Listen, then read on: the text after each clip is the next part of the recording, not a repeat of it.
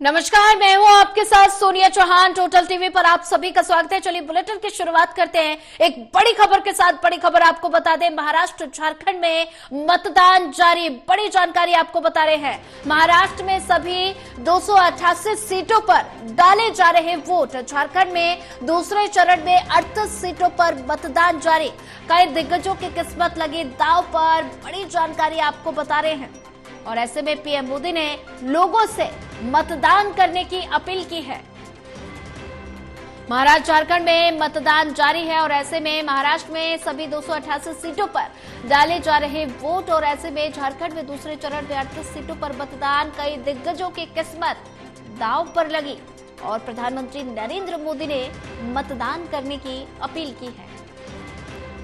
महाराष्ट्र झारखंड में मतदान जारी। महाराष्ट्र में सभी 288 सीटों पर डाले जा रहे वोट और ऐसे में बूथों पर सुरक्षा व्यवस्था के कड़े इंतजाम किए गए हैं। पुलिस बल तैनात किया गया है और ऐसे में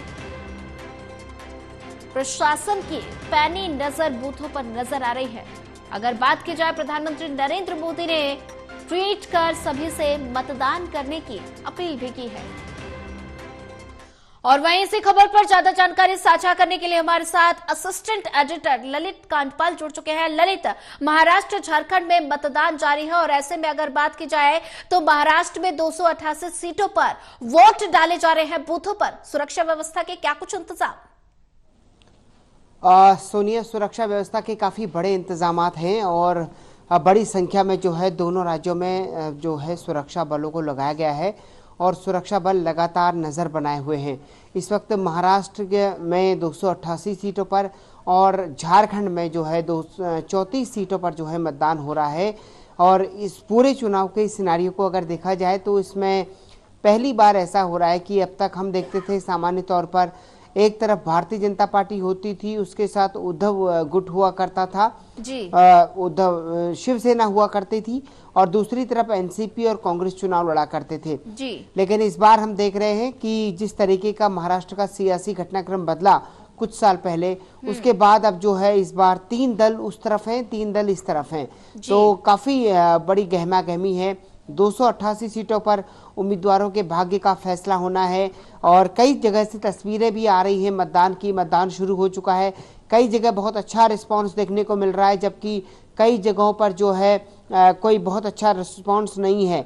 झारखंड के संतला से जो तस्वीरें आ रही हैं वो बता रही हैं कि जिस तरीके से वहाँ पर लोकसभा के दौरान जो है बहुत अच्छा मतदान देखने को मिला था, लेकिन इस बार बहुत अच्छा मतदान नहीं है।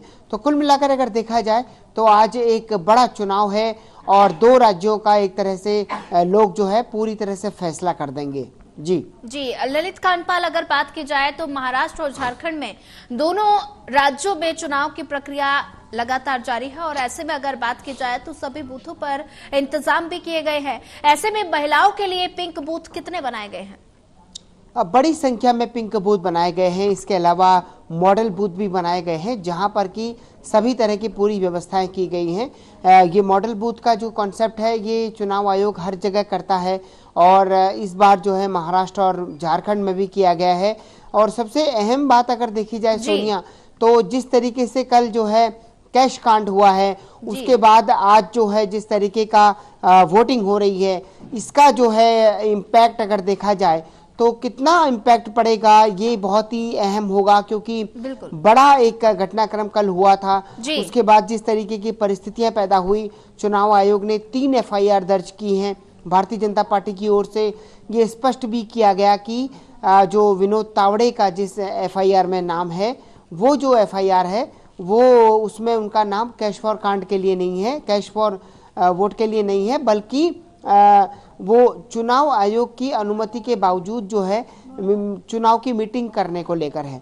तो कुल मिलाकर अगर देखा जाए सोनिया, तो काफी बड़ा एक घटनाक्रम कल हुआ है। उसका चुनाव पर कितना असर पड़ेगा ये जो है हमें मतगणना के दिन और नतीजों के दिन ही पता चलेगा।